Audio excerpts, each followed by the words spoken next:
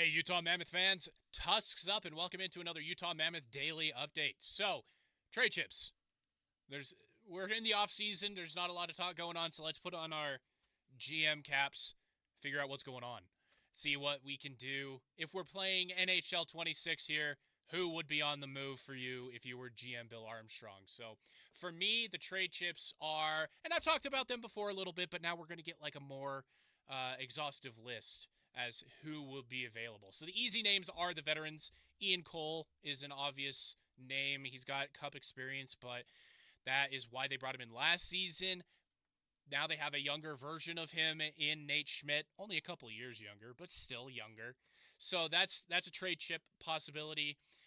Yusuf Alamaki, I know I keep bringing him up, but definitely somebody that could move just because Dmitry Simishev is better than Yusuf Alamaki, so that could be another potential trade chip. Barrett Hayton, that's another one.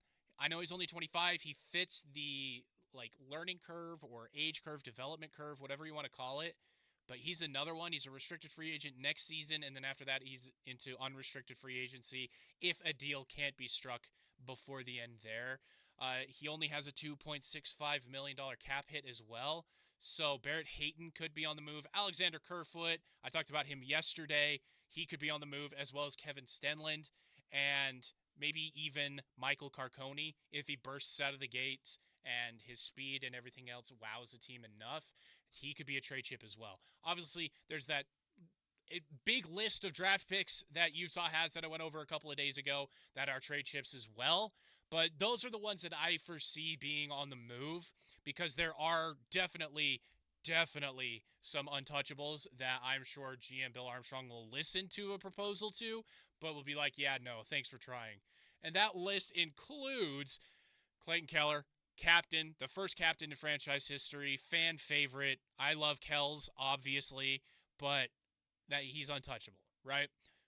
Sergachev, easy. That's easy. Mikhail Sergachev, another fan favorite. He says all the right things. He says he might move to Utah once he retires.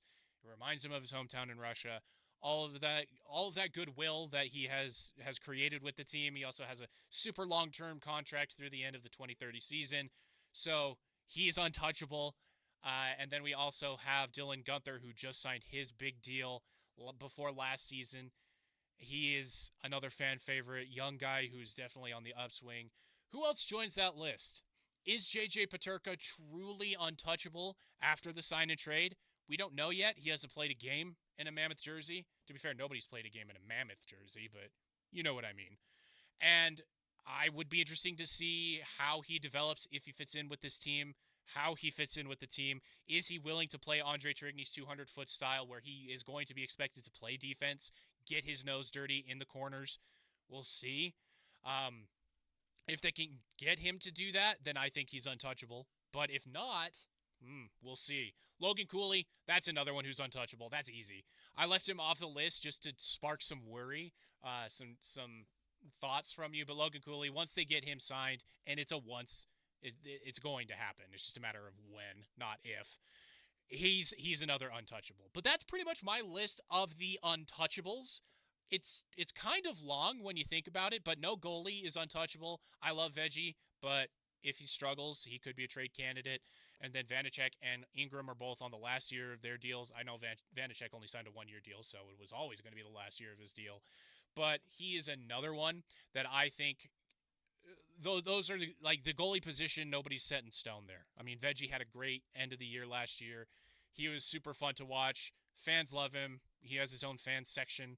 So he might be hard to move, but he's not untouchable.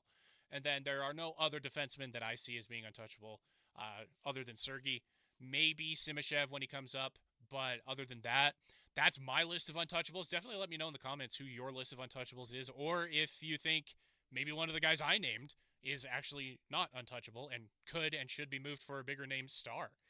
But with the cap space coming up for the Utah Mammoth, and it's pretty much every other team, because the cap, the salary cap for the NHL is just, it's not even like going up steadily. It's like a rocket ship. It's going straight up. So $6 million now. It's roughly like $6.3 million if you want to get into the nitty gritty of it. So there is a little wiggle room now. Once the trade deadline comes, Utah has about $30.5 million to play with. Now, a chunk of that is going to go to Logan Cooley for that extension. But other than that, there's a lot of room to play with, which also makes me double think or go back and think about what I said about Barrett Hayton. Maybe he's not a trade chip. Maybe they do sign him as well with the increase of the salary cap coming. But I envision Bill Armstrong wanting to keep as much of that flexibility as possible because I think he's a magician, personally. He's so smart, he's so patient, and he knows what he's doing. He has his vision, and Ryan Smith and the ownership group of the Utah Mammoth believe in that vision as well, and they're willing to spend for it. So once that cap increase comes, I think Bill Armstrong is going to go for one of those home run swings, whether it's a sign and trade or it's with the star-studded free agency class that's coming up.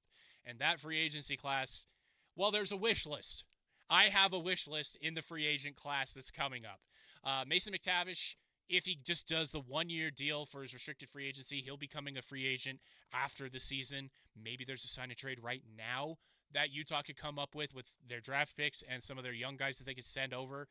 I like McTavish's game. He's a little inconsistent, but he's still young enough to where that can be developed, and he could be a very strong second-line center behind Logan Cooley. Other than that, there's Jack Eichel. That's a huge name. There's, when you look at this, when you look it up, Kirill Kaprizov, he comes up as a potential free agent. But that's not going to happen. He's going to sign with Minnesota, and that's probably for the best because he just can't stay healthy. If he could be more healthy, even as healthy as Jack Eichel, I think he would be a fantastic addition to any team, but I just don't see that happening. Kyle Connor could be, but I think he's going to stay with Winnipeg. I know there's that running joke that nobody wants to sign and play in Winnipeg. That's kind of changed a little bit with Connor Hellebuck signing that long-term deal, so they've got some players there that people want to go play with, and the coaching staff they want to play for, especially after winning the President's Cup last year. So he's probably not going to shake free. Artemi Panarin, I've talked about him before, or Panarin, excuse me, again, pronunciation. I think he could be a very good addition because he's instant offense for the Utah Mammoth. The only caveat I have with him is he might not be willing to play that style of play that Tourigny wants from his players, 200 feet, get into the corners, get your nose dirty. I don't know if he's willing to do that on a night-in, night-out basis. I know he would be, just like any player would be in the Stanley Cup playoffs. But on a random Tuesday in January, are you really going to be willing to do that? I don't know with Panarin.